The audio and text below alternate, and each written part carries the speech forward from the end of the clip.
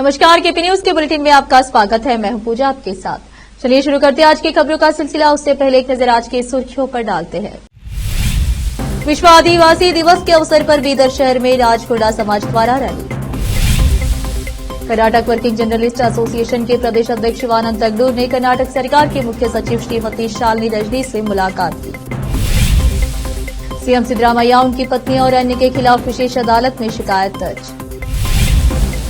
TIA शिखर सम्मेलन कर्नाटक में उद्यमशीलता को बढ़ावा देगा। वक्फ बिल पर लोकसभा स्पीकर ने बनाई जेपीसी, मसूद और ओवैसी समेत 31 सांसद शामिल। ये सदन केवल ईंट और गारों का भवन नहीं है, धनखड़ के अपमान पर भड़क गए शिवराज।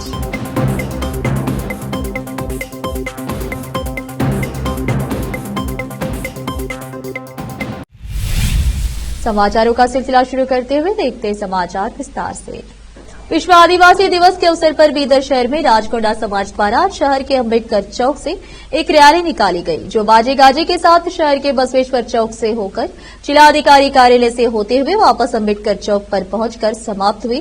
रैली में राजकोड़ा समाज के युवा आदि ने बड़ी संख्या में भाग लिया। कैमरामैन पप्पू राज का कवरेज। आज 9 अगस्त विश्व आदिवासी दिवस है। ये विश्व आदिवासी दिवस क्यों मनाया जाता है? क्योंकि हमारे देश में, हमारे हिंदुस्तान में 8 करोड़ लोग आदिवासी हैं, जिनको उनका जो सौलभ होता है, जो गवर्नमेंट से जो मिलता है वो नहीं मिलता है। गरीबों के ऊपर, आदिवासियों के ऊपर ज़्यादा अत्याचार होता है। इसलिए 1982 से ये हमारे भारतवर्ष में हम लोग ये आदिवासी 9 अगस्त मना रहे हैं। और ख़ास करके इसके ऊपर बहुत सारे हमारे जो यूपी एमपी में जो भी भाई बंधु हैं, सब लोग मनाते रहते हैं। हम लोग बीदर में भी मनाते हैं 10 साल से।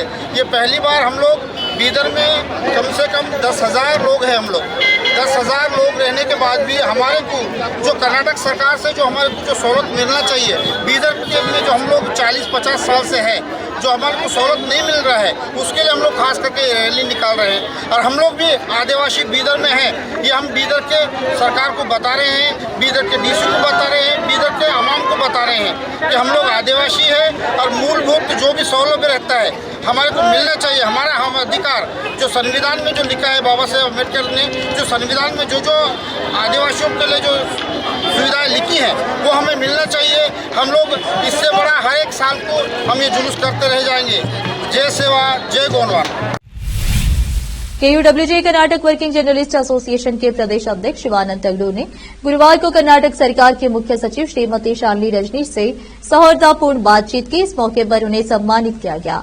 सम्मान स्वीकार प्राप्त करने वाली शालिनी रजनीश ने कहा, सरकार और मीडिया क्षेत्र को सौहार्दपूर्ण ढंग से मिलकर काम करना चाहिए। उन्होंने कहा कि सरकार उनके सुझावों पर हमेशा सकारात्मक प्रतिक्रिया देगी। इस अवसर पर कर्नाटक वर्किंग जर्नलिस्ट एसोसिएशन के राज्य उपाध्यक्ष भवानी सिंह ठाकुर, बीदर जिला महासचिव शिव कुमार स्वामी, एसोसिएशन के सदस्य सुनील कुमार होनाड़े उपस्थित थे। रोकते समाचारों का सिलसिला एक ब्रेक के लिए, जल्द लौटते हैं ब्रेक के बाद। कील मुहासों की दाग, मस्सा, बालों का झड़ना, गंजापन, चेहरे पर अनचाहे बालों से परेशान लोगों के लिए खुशखबरी। अब इन सभी प्रकार की समस्याओं को दूर करने के लिए शहर बीदर में खुल गया है Biyani skin and hair clinic, cosmetic and laser center, जहां पर त्वचा, बालों एवं चेहरे पर दाग धब्बे, शरीर में खुजली, नाखूनों से संबंधित बीमारी के अलावा और भी कई बीमारियों का इलाज किया जाता है। इसके अलावा बीदर में पहली बार यहां पर अनचाहे बालों को निकालने के लिए लेजर ट्रीटमेंट अवेलेबल है। अपने खोए हुए बालों के लिए पीआरपी और जीएफसी थेरेपी अवेलेबल है। यहां पर लेजर द्वारा टैटू भी रिमूव किया जाता है और मस्से भी निकाले जाते हैं। Doctor Vinay Kumar Biyani MBBS MD, consultant dermatologist, cosmetologist and trichologist की निगरानी में चलाए जाने वाले स्किन एंड हेयर क्लिनिक में आकर अपनी बीमारियों और समस्याओं को दूर कीजिए और इस क्लिनिक के इलाज से फायदा उठाइए। आज ही चले आइए। यहाँ पर बीदर के अलावा महाराष्ट्र और तेलंगाना से भी पेशेंट आकर लाभ उठा रहे हैं। पहले पीआरपी थेरेपी और लेजर ट्रीटमेंट के लिए लोग हैदराबाद जाते थे। अब यह सब चीजें यहीं बीदर में उपलब्ध है। नई कमान के पास बस स्टॉप के सामने बिल्डिंग में हमारा क्लिनिक है। चले आइए Biyani skin and hair clinic, cosmetic and laser center, timing सुबह 11 बजे से 9 बजे तक 11 to 9 PM। अपॉइंटमेंट के लिए इस नंबर पर संपर्क कीजिए 9243573333। ब्रेक के बाद आपका स्वागत है। आइए देखते हैं देश के अन्य समाचार। मैसूर शहरी विकास प्राधिकरण मूडा द्वारा स्थलों के आवंटन में कथित घोटाले को लेकर वर्तमान और पूर्व सांसदों, विधायकों, मुख्यमंत्री सिद्धरामैया, उनकी पत्नी पार्वती और अन्य के खिलाफ मामला चलाने के लिए विशेष अदालत में शिकायत दायर की गई है। शिकायत का समर्थन करने वाले दस्तावेजों के सत्यापन के बाद यह पता चलेगा कि शिकायत कानून के प्रावधानों के अनुरूप है या नहीं। न्यायाधीश संतोष गजानन भट्ट शुक्रवार को इस पर दलीलें सुनेंगे कि क्या शिकायत दर्ज की जानी चाहिए और आरोपी को नोटिस जारी किया जाना चाहिए। मैसूर के सामाजिक कार्यकर्ता होने का दावा करने वाली शिकायतकर्ता स्नेहमयी कृष्णा की ओर से पेश वरिष्ठ अधिवक्ता लक्ष्मी अयंगर ने कहा कि शिकायत अदालत के समक्ष पेश की गई थी। उन्होंने कहा कि अदालत दस्तावेजों की जांच करेगी और शुक्रवार को उन पर बहस करेगी कि क्या इसे पंजीकृत किया जाना चाहिए और कथित रूप से किए गए अपराधों का संज्ञान लेकर आरोपी को नोटिस जारी किया जाना चाहिए। शिकायत में कहा गया है कि मुख्यमंत्री पर मुकदमा चलाने के लिए मंजूरी की आवश्यकता नहीं है, क्योंकि घोटाले में उनकी आधिकारिक हैसियत से कोई भूमिका नहीं है। शिकायतकर्ता ने अदालत से शिकायत का संज्ञान लेने और इसे केंद्रीय जांच ब्यूरो या लोकायुक्त जैसी स्वतंत्र जांच एजेंसी को सौंपने का अनुरोध किया, जो राज्य सरकार के अधीन नहीं है। भारत में द इंड्स एंटरप्रेन्योर्स टीआईई की अग्रणी अध्याय टीआईई बेंगलुरु ने गुरुवार को घोषणा की कि वह टीआईई ग्लोबल समिट टीजीएस 2024 के 9वें संस्करण का आयोजन 9 से 11 दिसंबर के बीच बेंगलुरु अंतर्राष्ट्रीय प्रदर्शनी केंद्र बीआईसी में और 12 दिसंबर को मैसूर में करेगा। उद्यमिता को प्राथमिकता देना थीम पर आयोजित इस शिखर सम्मेलन का उद्देश्य समावेशी उद्यमिता, पारिस्थितिकी तंत्र बनाना, अवसरों का लोकतांत्रिकरण करना और वैश्विक उद्यमी समुदाय को एकजुट कराना है। तदनुसार टीजीएस 24 में 25,000 से अधिक प्रतिनिधियों के भाग लेने की उम्मीद है, जिनमें भारत और 50 से अधिक अन्य देशों के 5,000 से अधिक स्टार्टअप, 750 से अधिक निवेशक, 300 कॉर्पोरेटर, 150 वक्ता और 10,000 से भविष्य के उद्यमी शामिल है।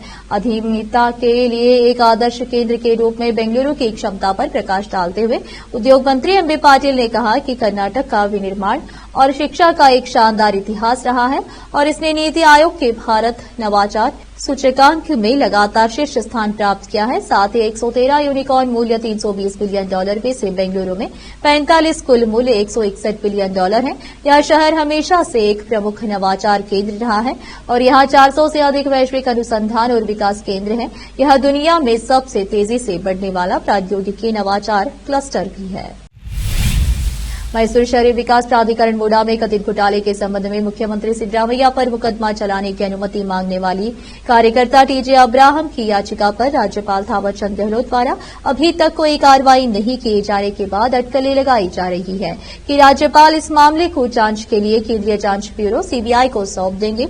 26 जुलाई को अब्राहम की याचिका के जवाब में राज्यपाल ने उसी दिन सीएम को कारण बताओ नोटिस जारी कर जवाब मांगा था, लेकिन 1 अगस्त को सिद्धरामैया की अनुपस्थिति में मंत्रिपरिषद ने एक प्रस्ताव पारित कर राज्यपाल को कारण बताओ नोटिस वापस लेने और याचिका खारिज करने की सलाह दी थी। यह देखना अभी बाकी है कि राज्यपाल अभियोजन की मंजूरी देते हैं या मामला सीबीआई को भेजते हैं। लोकते समाचारों का सिलसिला एक ब्रेक के लिए, जल्द लौटते हैं ब्रेक के बाद।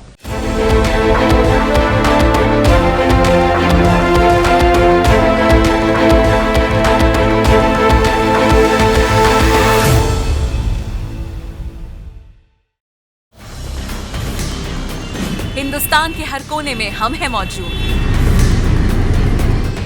24 घंटे हालात पर गहरी नजर, खबरों से जुड़े चुपते सवालात और आपको दिखाता है धार्मिक, सामाजिक, राजनीतिक, लोकल और इंटरनेशनल न्यूज की सबसे बेहतर कवरेज, जो आपको रखती है हर पल बाखबर। देश और दुनिया भर की खबर के लिए देखते रहें केपी न्यूज 24/7। ब्रेक के बाद आपका स्वागत है। आइए देखते हैं देश के अन्य समाचार। वक्फ बिल पर स्पीकर ने जेपीसी का गठन किया है। स्पीकर ने जेपीसी में 31 सांसदों को शामिल किया है। इस जेपीसी में लोकसभा के 21 सांसद और राज्यसभा के 10 सांसद होंगे। जेपीसी में ओवैसी और इमरान मसूद भी शामिल है। बता दें कि मोदी सरकार ने वक्फ एक्ट संशोधन बिल को कल जेपीसी के पास भेज दिया था। स्पीकर ने आज इस पर जेपीसी गठित भी कर दी। इसे हिंदी में संयुक्त सांसदीय समिति कहते हैं, जिसका मतलब ही होता है कि इसमें सत्ताधारी और विपक्षी दोनों पक्षों के सांसद रहेंगे। आपको बता दें कि जेपीसी में लोकसभा और राज्यसभा दोनों सदनों से कितने सांसद रहेंगे, इनकी संख्या कितनी होती है, ये भी स्पीकर ही तय करते हैं। स्पीकर ने वक्फ एक्ट को लेकर जो जेपीसी बनाई है, फिलहाल उसमें 31 सदस्यों को शामिल किया गया है। इस जेपीसी में एआईएमआईएम के सांसद असदुद्दीन ओवैसी और कांग्रेस सांसद इमरान मसूद भी शामिल है। वक्फ बिल को लेकर जो जेपीसी बनी है, वो ये तय करेगी कि वक्फ एक्ट में कौन कौन बदलाव सही है और कौन कौन सा गलत है। फिर इस रिपोर्ट को सरकार के पास भेजा जाएगा, लेकिन सरकार इसके लिए बाध्य नहीं है कि वो जेपीसी की सिफारिशों को माने। लोकसभा के ये सदस्य होंगे शामिल: जगदाम्बिका पाल, BJP Nishikant Dubey, BJP Tejasvi Surya, BJP अपराजिता सारंगी, BJP Sanjay Jaiswal, BJP Dilip Saikia, BJP Abhijit Gangopadhyay, BJP DK Aruna, BJP Gaurav Gogoi, Congress Imran Masood, Congress Mohammad Javed, Congress मौलाना Mohibullah Nadvi, Samajwadi party Kalyan Banerjee, TMC एराजा DMK लाऊ Shrikrishna, TDP Dileshwar Kamat, JDU Arvind Sawant, Shiv Sena UBT Suresh Gopinath Mhatre, NCP SP Naresh Ganpat Maske, Shiv Sena Arun Bharti, LJP Ramvilas, Asaduddin Owaisi, AIMIM. Rajya Sabha में आज प्रश्नकाल के दौरान खूब हंगामा हुआ। इस दौरान विपक्ष के नेता सदन की कार्रवाई से वॉकआउट कर गए। नेता प्रतिपक्ष का व्यवहार देखकर केंद्रीय मंत्री शिवराज सिंह चौहान उन पर भड़क गए। सदन में अपनी बात रखते हुए शिवराज सिंह चौहान ने कहा कि इससे पहले मैंने कभी भी ऐसा अमर्यादित और अशोभनीय व्यवहार नहीं देखा। इसके अलावा उन्होंने प्रतिपक्ष से माफी मांगने की भी मांग की। आइए आपको विस्तार से बताते हैं कि शिवराज सिंह चौहान ने क्या कहा। केंद्रीय मंत्री शिवराज सिंह चौहान ने अपनी बात रखते हुए कहा, ये सदन केवल ईंट और गारों का भवन नहीं है, ये लोकतंत्र का पवित्र मंदिर है। मैं 6 बार लोकसभा और 6 बार विधानसभा का सदस्य रहा हूं। 12 बार मैं या तो विधानसभा या लोकसभा में आया हूं, लेकिन मैंने अपने जीवन में प्रतिपक्ष का ऐसा अमर्यादित अशोभनीय व्यवहार कभी नहीं देखा है। उन्होंने आगे कहा कि आज मन व्यथित है, वेदना से भरा हुआ है। यह केवल आसंदी का अपमान नहीं है, ये देश के लोकतांत्रिक मूल्यों का अपमान है, ये लोकतंत्र का अपमान है, ये संविधान का अपमान है। प्रधानमंत्री नरेंद्र मोदी ने भाला फेंक खिलाड़ी नीरज चोपड़ा से फोन पर बात की और रजत पदक जीतने पर उन्हें बधाई दी। उन्होंने उनकी चोट के बारे में भी जानकारी ली और उनकी मां की खेल भावना की सराहना की। मोदी ने फोन पर चोपड़ा की उपलब्धि और समर्पण की प्रशंसा की। इससे पहले पीएम मोदी ने सोशल मीडिया प्लेटफॉर्म एक्स पर लिखा, नीरज चोपड़ा उत्कृष्टता के साक्षात उदाहरण है। उन्होंने बार बार अपनी प्रतिभा दिखाई है। भारत को खुशी है कि वह एक बार फिर ओलंपिक में सफल रहे हैं। रजत पदक जीतने पर उन्हें बधाई। वह आने वाले अनगिनत एथलीट्स को अपने सपनों को पूरा करने और हमारे देश को गौरवान्वित करने के लिए प्रेरित करते रहेंगे। केंद्र की मोदी सरकार ने बुधवार को वक्फ बोर्ड एक्ट में बदलाव के लिए संशोधन विधेयक लोकसभा में पेश किया। इस बिल को लेकर सांसद में जमकर हंगामा देखने को मिला। विपक्ष ने इस बिल का एक सुर में विरोध किया, तो वहीं सत्ता पक्ष की ओर से अल्पसंख्यक मामलों के मंत्री किरेन रिजिजू ने बताया कि क्यों इस विधेयक को लाने की जरूरत पड़ी। जब सांसद में वक्फ बोर्ड संशोधन बिल लाया गया तो इस दौरान उद्धव गुट के सभी 9 लोकसभा सांसद सदन से गायब रहे। इसे लेकर एआईएमआईएम के राष्ट्रीय प्रवक्ता वारिस पठान ने बयान दिया है। वारिस पठान ने कहा, जब लोकसभा के चुनाव हुए तो उद्धव को मुस्लिम वोट की जरूरत थी। बड़ी संख्या में मुसलमानों ने इन्हें भर भर कर वोट किया, लेकिन जब केंद्र सरकार इस बिल के जरिए मुसलमानों से वक्फ की जमीन छीन लेना चाहती है तो उद्धव के सांसद गायब थे। उन्होंने कहा, महाराष्ट्र का मुसलमान सब देख रहा है। जब वोट चाहिए तो यह मुसलमानों के पास वोट मांगने आ जाते हैं, लेकिन जब उनके अधिकार पर केंद्र सरकार डाका डाल रही तो यह गायब है। आगामी विधानसभा चुनाव में मुसलमान उद्धव को जवाब देंगे, सबका हिसाब होगा। मनीष सिसोदिया जमानत मिलने के बाद दोबारा दिल्ली सरकार में शामिल होंगे और अपना कामकाज संभालेंगे। सिसोदिया को 17 महीने बाद जमानत मिली है। दिल्ली सरकार के पूर्व मुख्यमंत्री मनीष सिसोदिया के बाद मुख्यमंत्री अरविंद केजरीवाल भी शराब नीति घोटाले में जेल में हैं। दिल्ली सरकार के 2 सबसे बड़े नेता जेल में होने से आम आदमी पार्टी की सरकार ठीक से काम नहीं कर पा रही थी। ऐसे में सिसोदिया को जमानत मिलते ही पार्टी के नेता उनसे कामकाज संभालने की बात कर रहे हैं। सिसोदिया को जमानत मिलने के बाद सबसे पहले मंत्री आतिशी ने उम्मीद जताई कि वह दिल्ली सरकार का संचालन सही तरीके से करने में अहम योगदान देंगे। इसके बाद दूसरे मंत्री सौरभ भारद्वाज ने साफ कर दिया कि मनीष सिसोदिया दिल्ली सरकार के कैबिनेट में शामिल होंगे और फिर से अपना कामकाज संभालेंगे। सिसोदिया दिल्ली सरकार के सबसे अहम मंत्री थे। अधिकतर बड़े मंत्रालय सिसोदिया के हिस्से में ही थे। एक बार फिर से रुकते हैं एक ब्रेक के लिए, जल्द लौटते हैं ब्रेक के बाद।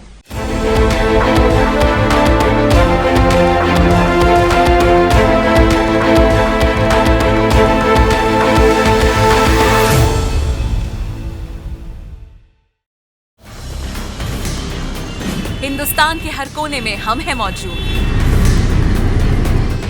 24 घंटे हालात पर गहरी नजर, खबरों से जुड़े चुपते सवालात और आपको दिखाता है धार्मिक, सामाजिक, राजनीतिक, लोकल और इंटरनेशनल न्यूज की सबसे बेहतर कवरेज जो आपको रखती है हर पल बाखबर। देश और दुनिया भर की खबर के लिए देखते रहें केपी न्यूज 24/7। ब्रेक के बाद आपका स्वागत है। आइए अब देखते हैं अंतर्राष्ट्रीय समाचार। बांग्लादेश में अंतरिम सरकार के शपथ ग्रहण के बाद नेतृत्व संभालने वाले नोबेल पुरस्कार विजेता मोहम्मद यूनुस को लेकर बांग्लादेशियों की प्रतिक्रियाएं सामने आने लगी है। शपथ ग्रहण के बाद लोगों ने मोहम्मद यूनुस के नेतृत्व वाली नई अंतरिम सरकार का स्वागत किया है। इसके साथ ही उम्मीद जताई है कि यह सरकार व्यवस्था बहाल करेगी, दमन को समाप्त करेगी और सत्ता के लोकतांत्रिक हस्तांतरण के लिए निष्पक्ष चुनाव कराएगी। बता दें कि यूनुस 84 ने बृहस्पतिवार को अंतरिम सरकार के प्रमुख के रूप में शपथ ली थी। उन्होंने शेख हसीना का स्थान लिया है। शेख हसीना ने विवादास्पद आरक्षण प्रणाली को लेकर अपनी सरकार के खिलाफ हुए विरोध प्रदर्शनों के बाद अचानक इस्तीफा दे दिया था और भारत चली गई थी। यूनुस के प्रधानमंत्री के समक्ष पद मुख्य सलाहकार के रूप में शपथ ली। महिला अधिकार कार्यकर्ता फरीदा अख्तर, दक्षिणपंथी पार्टी हिफाजत-ए-इस्लाम के उप प्रमुख AFM खालिद हुसैन, ग्रामीण दूरसंचार ट्रस्टी नूर जहां बेगम, स्वतंत्रता सेनानी शर्मीन हिल ट्रैक्स डेवलपमेंट बोर्ड के अध्यक्ष सुप्रदीप चकमा, प्रोफेसर विधान रंजन रॉय और पूर्व विदेश सचिव तौहीद हुसैन सलाहकार परिषद के सदस्यों में शामिल है। यूक्रेन की सेना ने रूस के भीषण पलटवार की कोशिश को फेल कर दिया है। बता दें कि अपनी सीमा में यूक्रेनी सैनिकों की घुसपैठ के बाद रूस ने कीव पर भीषण पलटवार किया था। रूसी सेना ने रात भर में कई ड्रोन लॉन्च किए, मगर यूक्रेन का दावा है कि रूस की ओर से छोड़े गए सभी 27 रूसी हमलावर ड्रोनों को नष्ट कर दिया गया। वहीं रूसी सीमा क्षेत्र में आज लगातार तीसरे दिन दोनों सेनाओं के बीच भीषण जंग जारी है। यूक्रेन के वायुसेना प्रमुख और निप्रापेट्रोस क्षेत्र कमांडर ने शुक्रवार को कहा कि हवाई विरोधी लड़ाई के परिणाम स्वरूप माइकोलाइव, खेरसॉन, डोनेस्क में यूक्रेनी रक्षा बलों, विमान रोधी मिसाइल इकाइयों और वायुसेना REB संपत्तियों के मोबाइल फायर समूहों द्वारा सभी दुश्मन ड्रोनों को मार गिराया गया। फिर से एक नजर सुर्खियों पर। विश्व आदिवासी दिवस के अवसर पर बीदर शहर में राजखोड़ा समाज द्वारा rally. Karnataka working journalist association के प्रदेश अध्यक्ष शिवानंद तगडूर ने कर्नाटक सरकार के मुख्य सचिव श्रीमती शालिनी रजनी से मुलाकात की। सीएम सिद्धरामैया, उनकी पत्नी और अन्य के खिलाफ विशेष अदालत में शिकायत दर्ज। TIE शिखर सम्मेलन कर्नाटक में उद्यमशीलता को बढ़ावा देगा। वक्फ बिल पर लोकसभा स्पीकर ने बनाई JPC, मसूद और OIC समेत 31 सांसद शामिल। ये सदन केवल ईंट और गारों का भवन नहीं है, धनखड़ के अपमान पर भड़क गए शिवराज।